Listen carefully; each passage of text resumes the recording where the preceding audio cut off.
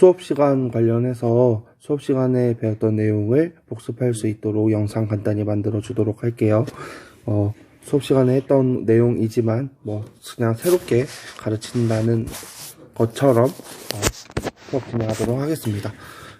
제목은 세계사 1등급의 시작이에요. 우리는 역사는 어떠한 내용이 어느 시대에 일어난 일인지만 알면 되거든요. 그 시대를 찾는 그 선생님은 개관과 관련된 수업을 많이 진행할 거예요. 이 개관이 내용의 절반 이상입니다. 그 내용을 보고 판단하면 될 것 같습니다. 일단은 중국사예요. 중국사. 1단원은 세계사 학습의 시작 의미였고요. 2단원부터 우리는 진도를 나가게 될 텐데요. 2단원에는 제일 처음으로 동아시아 역사가 나옵니다. 동아시아 역사는 중국, 한국, 일본 이렇게 크게 3개의 나라로 이루어져 있는데요. 한국사는 이미 작년에 배웠으니까 중국사부터 살펴보도록 하겠습니다. 중국사는 고대 3대부터 시작하는데요.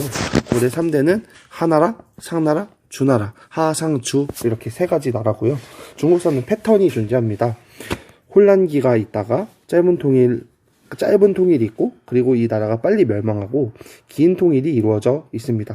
혼란기, 짧은 통일, 긴 통일, 혼란기, 짧은 통일, 긴 통일, 혼란기, 송원, 명청으로 중국사는 패턴화되어 있어서 생각보다 외우기 쉽습니다. 춘초전국, 진한, 위진남북조, 수당, 5대 19, 송원, 명청. 중국의 나라는 나라 이름이 한 글자입니다. 왜 한 글자냐면 이거 자체도 나라의 힘을 보여주고 있는데요. 왜 중국일까요? 상국도 있고 하국도 존재할 텐데 왜 중국일까요? 이유는 간단합니다. 그 중국, 상국, 하국의 개념이 아니라 하늘에서 누군가가 내려옵니다. 그 내려온 사람이 통치하는 그 가운데라는 의미예요. 그 하늘에서 내려온 그 천자, 이 천자를 뭐라고 하냐면 황제라고 합니다. 황제가 지배하는 영역이 중심이 있는 거지요. 그래서 중국이에요. 상국, 하국의 개념이 아니라 그 세계의 중심이 된다라는 의미, 그 중심성이 있기 때문에 중국이라고 표현합니다. 이 황제는 한 명이고요. 황제 밑에 왕은 여러 명입니다. 그래서 국호가 한 글자인 거는 황제의 나라만 국호가 한 글자예요. 우리는 제후국이기 때문에 왕이 통치하는 나라이기 때문에 우리나라는 고려, 조선과 같이 2글자인 거지요. 나라의 수에도 어느 정도 이 사상이 담겨 있음을 우리는 배울 겁니다. 좋아요.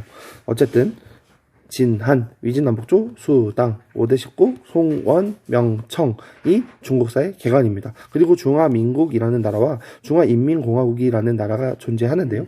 그 나라는 한국사와 크게 관련이 없어서, 관련이 좀 적어서 그 나라는 간단히 배워보도록 할 거예요. 일단 고대 3대부터 보겠습니다. 하상주인데요. 하나라는 존재했을까? 라는 물음표 2개의 나라라면 상나라는 과거에는 이게 정말 존재하던 나라일까? 라는 나라에서 요즘에는 정말 존재했어 느낌표로 바뀌는 나라입니다. 그리고 주나라는 중국에서 어떠한 개혁을 할 때 모델이 되는 나라인데요. 주나라와 관련해서는 이 2가지가 딱딱 떠오르면 좋을 것 같아요. 첫 번째는 주례 체제입니다. 체제.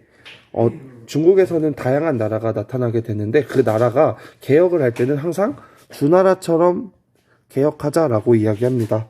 그 주나라의 체제가 중국에서 막 만들고 싶은 나라의 이상향이 되기 때문에 주나라의 체제는 되게 두고두고 이야기되고는 합니다. 주례체제. 그리고 정전제인데요.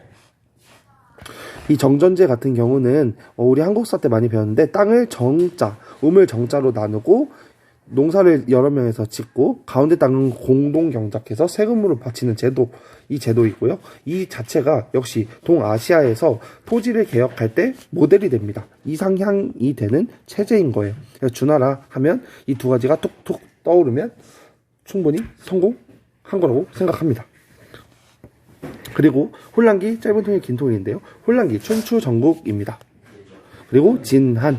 근데 중국사는 조금 신기하게 초성이 힌트가 되는 게 되게 많아요. 춘추 전국 시대는 여러 나라로 서로 싸우면서 통일 국가가 되는 과정의 제일 처음의 시기인데요. 춘추 전국 시대는 상대방의 나라를 먹고 몸집을 키워야 되기 때문에 더 잘 싸우기 위해서 새로운 무기, 철기를 사용하게 됩니다. 기존에는 청동기를 사용했는데요. 춘추 전국 시대부터 철기가 본격적으로 사용돼요. 치읓, 철기.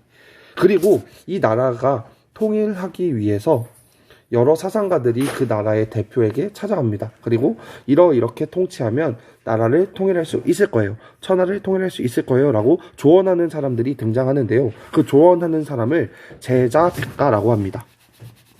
제자백가. 우리가 알고 있는 제자백가로는 여러 명 있는데요. 끝에 자가 붙은 사람이 제자백가예요. 예를 들어서 공자, 맹자, 순자, 한비자, 노자, 장자. 이렇게 끝에 자가 붙으면 자가 아들 자이기도 하지만 선생님 자라는 한자로도 쓰이기도 합니다. 그래서 공선생님, 맹선생님 이렇게 끝에 자가 붙은 제자백가가 춘추 전국 시대에 활동했다라는 것이고요. 진나라 하면은 우리가 알고 있는 건 진시황제죠. 좋아요.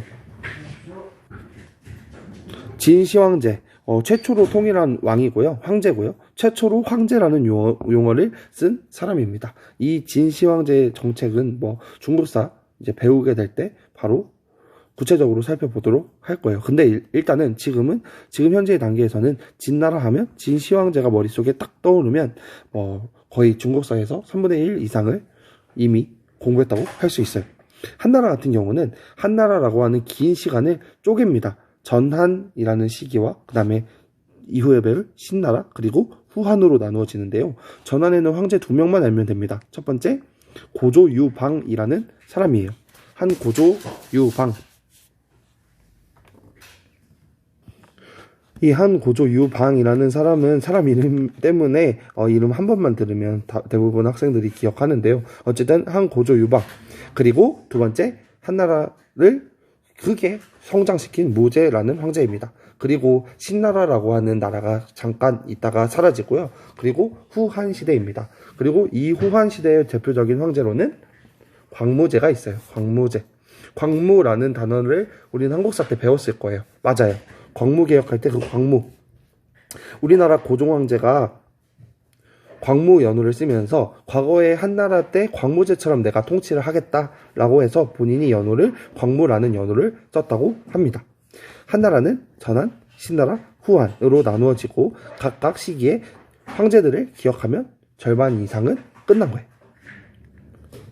볼게요. 춘추 전국 시대는 치읓, 첫 번째 철기, 두 번째 제자백가. 진나라는 진시황제, 한나라는 전한, 신나라, 후한. 전한은 고조유방, 무제.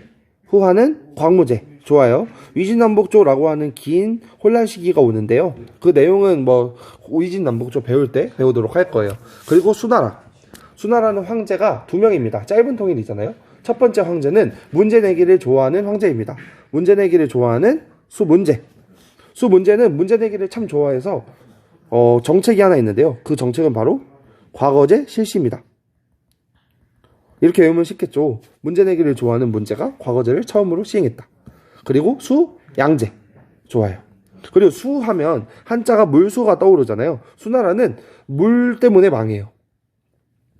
중국 이따가 배우게 될 텐데 중국에는 강이 크게 2개가 흐르는데 이 2개의 강을 연결하려고 합니다. 그 연결하는 것을 운하라고 하는데요. 운하를 처음으로 뚫기 시작한 나라 수나라입니다. 그리고 이 운하를 파다가 사람들한테 월급도 안 주고 운하만 계속 파니까 결국 사람들이 반란을 일으키고 멸망되고 말아요. 그리고 수나라는 고구려와 전쟁을 하죠. 고구려와 수가 전쟁합니다. 고구려가 성가셔서 고구려를 멸망시키려고 했으나 수나라가 발리고 멸망당하게 되죠. 그때 싸웠던 인물이 고구려의 을지문덕이었죠. 무슨 대첩? 살수대첩. 좋아요. 그리고 당나라. 당나라는 세운 사람이 고조이고요. 그리고 당나라는 진짜 유명한 건 당태종 이세민입니다. 그 영화 안시성 싸움을 보면 그 중국 황제 나오죠. 그 사람이 이세민이라는 사람이에요. 아주 능력이 있던 사람이라고 합니다. 그리고 당나라는 시기가 긴데 그 긴 당나라를 구분하는 아주 큰 반란이 있어요. 그 반란이 사건의 기점이 되는데요. 그 반란은 안사의 난입니다. 알록산과 사사명의 난이라고 하는데요. 안사의 난을 기점으로 긴 당나라를 전반기 당나라, 후반기 당나라로 나눕니다. 안사의 난. 좋아요. 넘어가 볼게요. 다시 볼게요. 춘추전국 치읓 철기 제자백가 진나라 진 시황제 한나라 전한 신나라 후한 저한은 고조 유방 무제 후한은 광무제 수나라 문제 양제 문제 과거제 실시 양제 당나라 고조 당태종 이세민 그리고 안사의 난 이렇게 알면 되고요. 5대 19기라고 하는 혼란기가 또 일어나는데요. 그 혼란기를 잠재운 나라는 송나라. 송나라는 뭘 자꾸 하려고 하면 자꾸 왜 오랑캐들이 쳐들어옵니다. 오랑캐. 이 오랑캐가 쳐들어오는 게 송나라. 오랑캐 나라들이 세 가지 나라입니다. 우리 한국 쓸 때 이미 충분히 배웠어요. 그 나라는 뭐냐면 요금원입니다. 요나라, 금나라, 원나라. 요나라 거란족이 세웠죠. 금나라 여진족, 원나라 몽골족. 좋아요. 그리고 송나라를 세운 사람은 송태조 조광윤. 그리고 송나라 이렇게 흔들리는 송나라를 개혁하려고 하는 인물이 등장하는데요. 그 인물은 왕안석입니다. 이렇게 송나라는 이 세 가지를 체크해주면 될 것 같아요. 그리고 원나라인데요. 몽골족이 세운 원나라. 세운 사람은 원나라는 그 황제 이름에 칸이 들어갑니다. 원나라를 세운 사람 징기스칸. 그리고 쿠빌라이 칸. 이 쿠빌라이 칸이 정말 능력 있는 황제였고요. 원나라라고 국호를 이렇게 바꾼 사람이기도 하고요. 고려를 쳐들어왔던 황제이기도 합니다.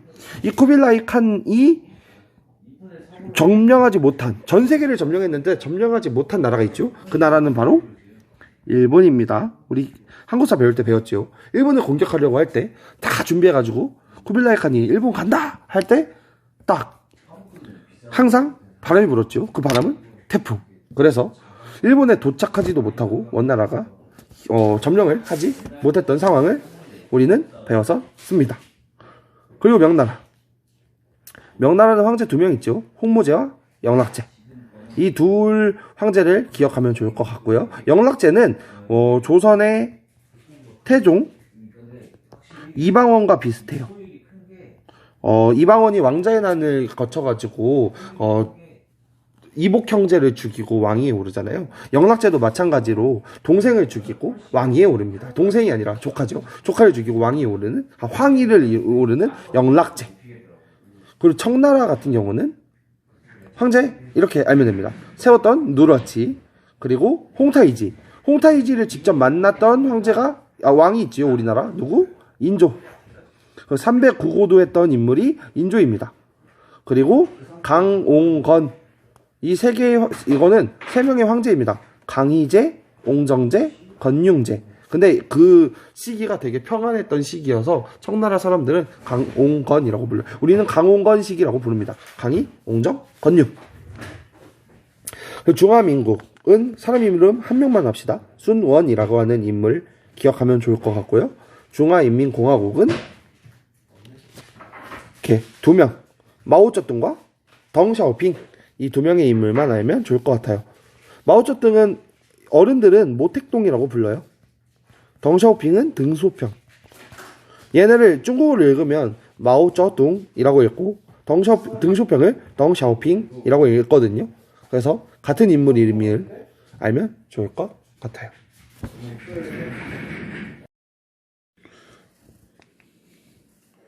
네, 중국사 개관한 거 한 번 더 볼게요. 고대 3대 하상주. 그래요. 주나라, 주려체제, 정전제.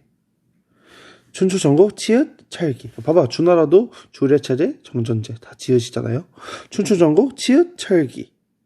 그 다음에 제자백가. 진나라 진 시황제. 한나라 전한 신나라 후한, 고조유방 무제, 광무제, 위진원복조 수, 문제 양제, 당나라는 고조, 당태종 이세민, 안사의 난, 5대 19 송, 오랑캐가 쳐들어왔다. 요, 금, 원, 그리고 송태조 조광윤, 마지막으로 왕안석, 원나라 칸, 징기스칸, 쿠빌라이 칸, 명나라는 홍모제, 영락제, 청나라 누르하치, 홍타이지, 강옹건, 이렇게 3식이 보면 된다고 이야기했죠. 중화민국 순원, 중화인민공화국은 모택동, 마오쩌둥과 등소평, 덩샤오핑. 좋습니다. 이제 일본사예요. 일본사를 넘어가기 전에 자료가 바뀌었네요. 선생님이 영상을 다시 가지고 오겠습니다. 이 지도가 나야 되는데 선생님이 예전 파일을 올려가지고 오늘 조금 아까 시끄러웠는데 다른 선생님들 계셔가지고 조금 이해해주세요. 이거 선생님이 지도되고 탭으로 다시 그렸어요. 이 정도는 알아야 될 것 같아요. 중국은 큰 강이 2개 흘러요. 가강은 뭐예요? 황허 강입니다. 황허 강, 사실 황허 강이라고는 안 해요. 왜냐면 이 하자는 이 강에만 쓰는 한자였어요. 원래는 중국어로 읽으면 흐어고요. 그리고 이제 여기는 퇴적이 되게 많이 돼서, 그러니까 침식 퇴적이 많이 돼서 물 색깔이 황색입니다. 그래서 황허라고 부르고요. 나 같은 경우는 양쯔입니다. 한자로는 강이에요. 강, 양쯔강. 그리고 봐봐, 여기만 이으면 되잖아. 여기만 이으려고 했던 나라가 뭐였다고? 아까? 수나라. 그래요. 강과 강을 이으는 걸 운하라고 합니다. 운하 만들다가 반란이 일으켜서 이제 멸망당한 나라. 그 다음에 A, B, C, D 도시 이름 볼게요. A, 베이징입니다. 북경. 한자로는 얘가 북경이고요. 얘를 중국어로 읽으면 베이징이라고 읽어요. B, B는 상하이입니다. 상해라고 읽고요. 얘를 중국어로 읽으면 상하이라고 읽어요. C는 난징입니다. 난징하면 우리는 난징 대학살을 알고 있지요. 일본인 장수 2명이 누가 더 빨리 사람을 많이 죽이냐, 10분 동안 누가 많이 죽이나 내기한 그 대학살의 장소. 그래서 난징에 가면 그 기념관이라고 해야 될까요? 그것을 기억하려는 움직임이 강하고요. 중국은 스케일이 좀 큽니다. 남다릅니다. 중국은 그냥 바로 어떻게 해버리냐면, 그냥 전시가 모형이 아니라 진짜 사람 해골이만 거기에 전시되어 있습니다. 나중에 한번 가보세요. D는 서안입니다. 시안. 얘는 서안. 얘를 중국어로 그러면 시안. 이 시안은 장안이라고도 불러요. 중국이라고 하는 나라는 이 D 주변에서 시작됐던 나라예요. 점점 영토가 이렇게 넓어지는 모습을 우리는 살펴볼 거예요. 그래서 예전에 잘 나가던 도시는 이 시안, 장안. 진나라 황제, 진시 황제의 무덤, 병마용도 이 시안, 장안 근처에 있어요. 네, 지도 관련해서는 수업 시간에 계속 살펴보고 업데이트 할 거니까요. 오늘 배우는 내용들이 그러니까 이게 2차시에 걸쳐서 우리가 배웠잖아. 2차시에 걸쳐서 배웠던 내용들이 여러분 중국사의 거의 절반 정도는 된다고 선생님 자부할 수 있어요. 이 정도만 잘 소화해도 수업에 따라가기 쉬울 거예요. 다음엔 일본사입니다. 일본사도 1대1 대응하면 되는데요. 일단은 각 시대별로 살펴보는 것이 중요합니다. 첫 번째는 조몬 시대예요. 조몬. 석기 시대인데요. 석기 시대라고 그냥 표현할까요? 구석기 말고 조몬. 우리나라에 빗셀무늬 토기가 있다면 일본에는 조몬 토기가 있어요. 토기 이름이 조몬입니다. 줄문이라고 해가지고 이제 무늬 모양을 이제 외놈들이 조몬이라고 읽어요. 야요이 시대에는 농사가 시작됩니다. 야요이 농사, 벼농사가 실시돼요. 누가 옮겨주냐면 한반도 사람들이 옮겨줍니다. 한반도인이 전파했다라고 우리는 주장해요. 야마토 정권이라고 하면 전방후원분이라고 하는 고분이 유명합니다. 전방, 앞에는 네모나고 후원, 뒤에는 동그란 이런 모양의 무덤이 발달되는 시기 야마토 정권입니다. 시험 문제는 어떻게 나오냐면요. 얘들아 질문톡이다. 이거 어느 시대일까? 그러면 조선시대요. 이렇게 맞추면 되는 좀 유어틱한 문제가 좀 잘 나옵니다. 그러면 고분이 유명하다 그러면 야마토 정권을 찍어주면 돼요. 아스카 시대. 아스카 시대는 율령 국가가 형성되고요. 다이카 개신이라고 하는 개혁이 있습니다. 선생님 다이카 개신이 뭔가요? 몰라도 돼요. 다이카 개신이라고 하는 개혁이 아스카 시대에 있었다 정도만 알아도 충분합니다. 다이카 개신에 대해서 구체적인 내용은 수업 시간에 배울 거예요. 나라 시대는 불교의 용성입니다. 일본 국호를 사용하고요. 도다이지라고 하는 그 절이 있어요. 불교.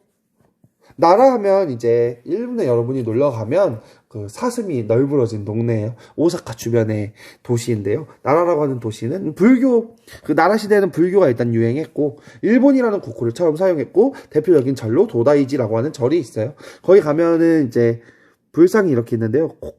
불상 콧구멍과 똑같이 있는 그 기둥이 있어요. 그 콧구멍 크기와 똑같은 구멍이 있는 나무가 있는데요. 여기는 막 온몸으로 통과하면 행운이 있다고 해서 사람들이 많이 통과하려고 하기도 합니다. 선생님 같이 이제 몸이 끼면 통과를 못하지만 선생님 어머니는 통과했다고 해요.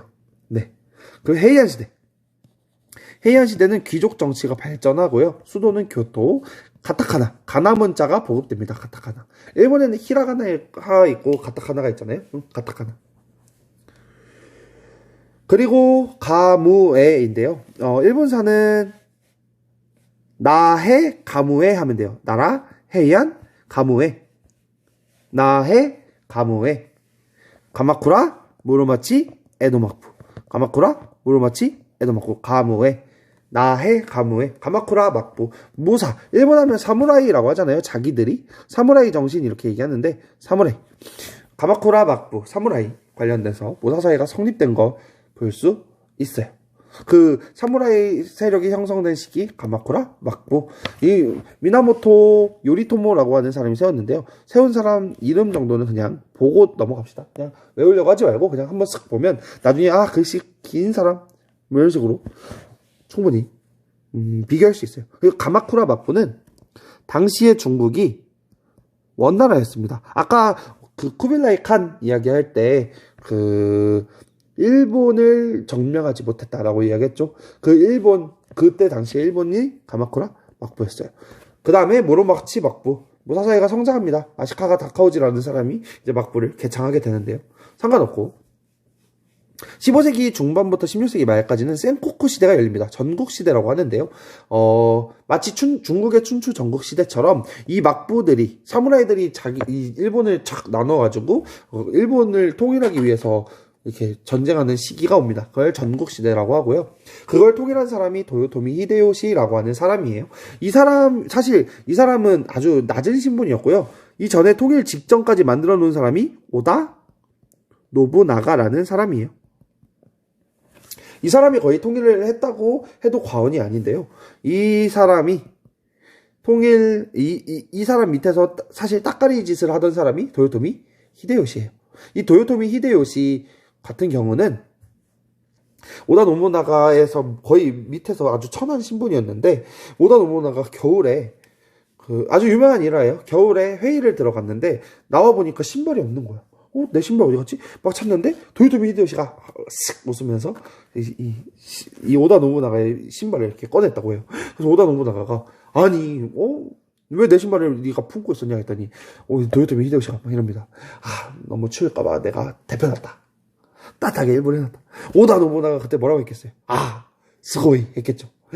오 스고이 해가지고 이 도요토미 히데요시가 이제 딱 눈에 띄게 되는 이 요직을 막 맡겼는데 이 요직을 잘 수행하는 히데요시의 모습을 볼 수 있었어요.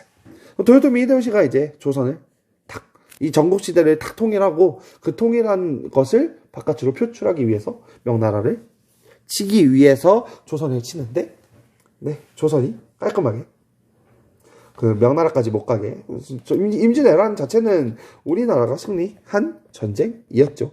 도요토미 히데요시 여기까지 이야기 해보도록 할게요. 그 다음에 가무에 에도막부. 에도막부는 도쿠가와 이에야스. 도쿠가와 이에야스라는 사람이 개창하고요. 서민 문화가 발전되는 시기입니다. 그리고 이제 이 에도막부가 끝나는 게 1868의 메이지 유신인데요. 이 메이지 유신부터는 나중에 일본사 공부할 때 구체적으로 살펴보도록 할 거예요. 좋아요. 일본사는 용어가 조금 어색한데 나해, 가무에, 나라, 헤이안, 가마쿠라, 모노마치, 에도막부. 그리고 그 앞에는 1대1 대응하면 돼요. 조문, 도기, 야유이, 변동사, 야마토 정권, 고분. 하나씩 하고 아스카, 다이카게신. 그 다음에 나해, 가무에, 나라, 헤이안, 가마쿠라, 모노마치, 에도막부. 처음에 세계사라는 과목은 진입장벽이 굉장히 높은 과목이에요. 이 계단이라고 하면 이 한 발자국만 올라가면 사실 쉽습니다. 그냥 1대1 대응하기 때문에 쉬운데 이 한 발자국이 어려워요. 근데 그 어려운 내용을 우리 한번 선생님이 열심히 노력할 테니까 선생님이 노력하는 만큼 여러분도 노력해서 따라와 줬으면 좋겠어요. N번의 쪽지 시험을 통해서 여러분이 따라오기를 기대합니다. 네. 일본이라고 하는 섬 관련해서 지도 관련해서 조금 이야기를 나눠보도록 할게요. 일본이라고 하는 나라는 이렇게 섬이 4개입니다.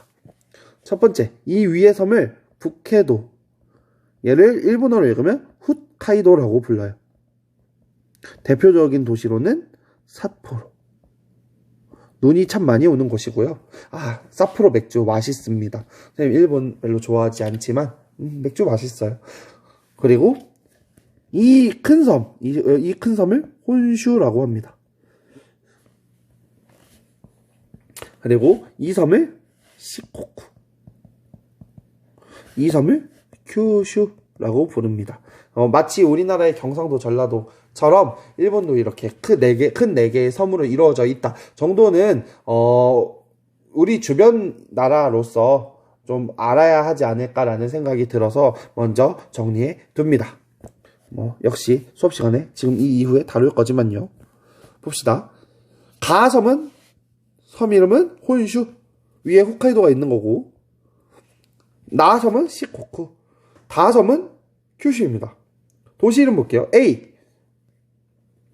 A는 도쿄, 동경. 한자로 쓰면 이렇게 써요. 동경. 이 동경을 일본어로 읽으면 도쿄 이렇게 읽어요. 옛날 말로는 에도 시대가 이 도쿄입니다. 여기 답이 있죠. B는 가마쿠라이고요. CDE는 되게 유명한 도시예요. 교토입니다. 옛날 말로 평안, 경도라는 곳인데요. 이렇게 한자로 쓰면 경도 이렇게 씁니다. 얘를 일본어로 읽으면 교토 이렇게 읽어요. D는 나라, 그 사슴 얘기했던 도다이지가 했던 그 나라. 그리고 E가 오사카입니다. 이 오사카, 교토, 나라가 되게 한국인들이 많이 가는 이 여행 코스예요. 가면 되게 좋아요. 여러분이 더 넓은 세상을 좀 바라봤으면 좋겠어요. 선생님이 다녀본 결과 많이 배우고 느끼는 점이 많더라고요. 그냥 관광도 좋고요. 여행도 좋고요. 어쨌든 우리나라 말고 다른 나라를 보고 우리가 배워왔으면 좋겠어요. 그 다음 F는 유명한 도시예요. 일본의 대표적인 항구 도시죠. 우리나라랑 되게 가깝잖아요. 이 F는 청일전쟁의 마무리를 했던 그 도시입니다. 시모노세키. 각 시대를 이제 시대의 특징을 하나씩 짝지으면서 이제 마무리해 볼게요. 헤이안 시대는 가나문자, 가타카나 사용했다. 무로마치 시대는 봉건제가 발전한다. 그냥 의미 없어요. 그냥 봉건제 외워두면 좋을 것 같아요. 무로마치, 봉건제. 그냥 일단은 먼저 이것을 외워놓으면 나중에 이게 뭔다라고 이야기를 들었을 때 훨씬 편하기 때문에 먼저 좀 외우는 걸 강조하겠습니다. 디귿 같은 경우는 다이묘가 뭐예요? 아니에요. 지금 다이묘가 뭔가가 중요한 게 아니라 센코쿠 시대에, 일본의 전국 시대에 다이묘가 대립했던 시기다 정도만 알아도 충분할 것 같아요. 리을, 막부의 시작. 가마쿠라 하면 막부가 시작한 거. 가무에잖아. 막부의 시작, 가마쿠라. 미음, 에도 시대는 막번의 정비. 막번이 뭐예요? 의미 없어요. 그냥 일단 지금은 막번이 에도 시대에 정비된다 부터 알자고요. 비읍, 아스카 하면 아스카, 다이카게신. 개혁 이름이 다이카 개신이다. 다이카 개신의 내용이 구체적인 뭔지 몰라도 돼요. 그냥 개혁 이름이 다이카 개신이다. 알면 돼요. 시오, 나라 시대는 일본 국호를 처음 사용합니다. 그리고 뭐가 유명하다고 그랬죠? 불교. 아까 동대사 했던 거 기억나죠? 동대사가 도다이지예요. 도다이지. 네, 요렇게요. 내용은 많았지만 이 내용이 거의 중국사의 뼈대가 되는 내용들입니다. 이 내용들을 여러분이 잘 알고 기억해 줬으면 좋겠어요. 오늘은 여기까지고요. 모르는 내용 있으면 질문하시고 이렇게 수업 진도 나가고 복습 영상 올려주고 이렇게 할 거예요. 수업 영상을 먼저 올릴 수도 있어요. 어쨌든 EBS로 올릴 수도 있고 선생님이 만든 강의를 올릴 수도 있어요. 각 1장 1단이 있으니까 여러분이 잘 참여했으면 좋겠어요. 등교했을 때 정말 집중해서 수업 잘 듣길 바래요. 그리고 잘 따라오면 선생님의 제목이 뭐였죠? 세계사 1등급의 시작이에요. 정말로 1등급의 시작입니다. 여러분. 여러분이 어떻게 임하느냐에 따라서 달려있어요. 어쨌든 선생님은 여러분이 1등급 맞을 수 있을 때까지 1등급이 아니어도 좋아요. 국어, 영어, 수학보다 한 등급이라도 더 높은 등급을 받는다면 뿌듯할 것 같습니다. 일단은 다양한 활동도 중요하고 많이 아는 것도 중요하고 재밌는 이야기도 중요하지만 어쨌든 탐구 과목으로서 높은 점수를 받을 수 있도록 도와주도록 할게요. 오늘 여기까지고요. 내일 쪽지 시험 봅니다. 내일이라고 하는 게 아니라 매주 금요일마다 쪽지 시험 본다고 이야기했지요. 우리 한번 잘 해봅시다. 오늘은 여기까지 하겠습니다.